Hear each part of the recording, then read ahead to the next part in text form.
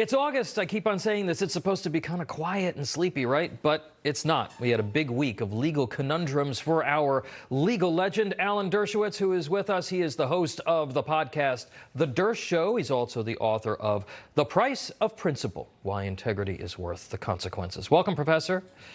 Thank you. All right. So first, Joe Biden attempts to wipe out student loan debt with the stroke of a pen, could cost more than $300 billion. Wharton says it's more like $1 trillion. Lots of legal questions here.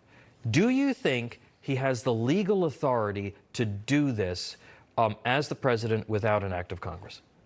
Well, the framers of the Constitution certainly would have said no. They saw the president as having limited powers, limited by Article 2 of the Constitution. Legislation, particularly involving money, should come from the House of Representatives and the Senate, but both Republican and Democrat presidents have extended and expanded the power of the president. So there'll be lawsuits. There'll be two types. There'll be lawsuits by people who paid their loans back, saying, wait a minute, we were good guys. We paid our loans back.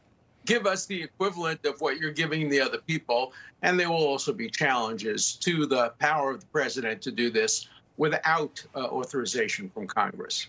So we're looking at maybe an Article 2 challenge, maybe a equal protection challenge as well. Right. So folks who had paid off their loans, they could have. You believe that they could have standing to get the case heard, and could this is this the type of case that could get heard by the Supreme Court on an emergency basis?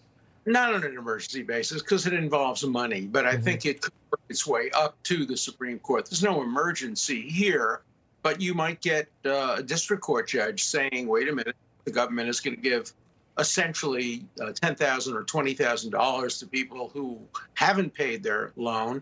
They either have to not do that, or they have to give the equivalent amount of money or in tax breaks or something to the people who have paid their loans. So a court would have the power to do that at the district court level, but then it would go through to the circuit court and the Supreme Court. There's no way to predict how a case like this would come out, because there's never been a precedent for anything like it. All right, moving on. Yesterday, we got a glimpse of the affidavit that was the basis for the warrant to raid former President Trump's home. I know, and I happen to agree with you, that it looks like, even just based on the limited amount of information that we have, that the government demonstrated probable cause, which is a very low bar.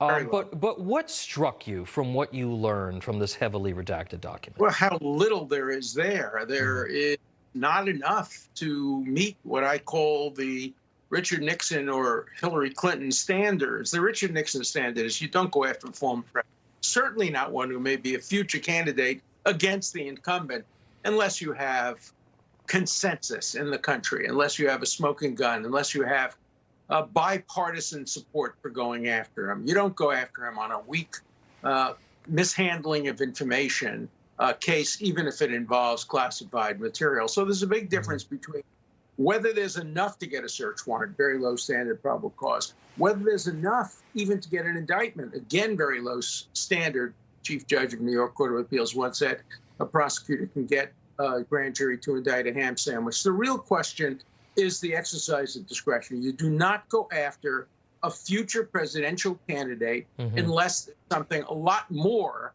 than what appears in the unredacted portions of the affidavit. Now, just real quick, Professor, when you look at this, you could see that the DOJ kept their communication with the President's counsel in here to the President's counsel, but then they redacted the response from the Trump attorney. So we didn't really get the Trump side of all of this.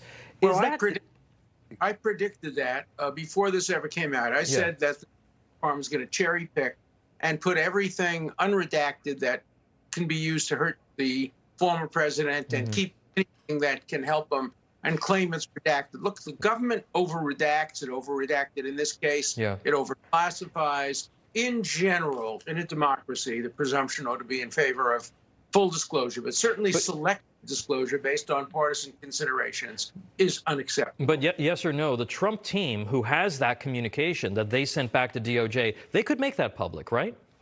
Yes, they could. There's a lot they could make public. They could also waive the grand jury secrecy.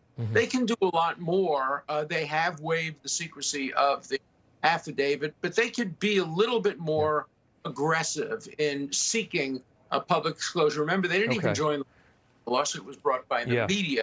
But don't blame the judge for this. He had to grant the search warrant based on probable cause. Blame the department for seeking the search warrant. Right. I agree with. I agree with that. I agree with that 100%. Professor Alan Dershowitz, thank you for your insights as always. We're going to be talking about this more, I'm sure. Thank you.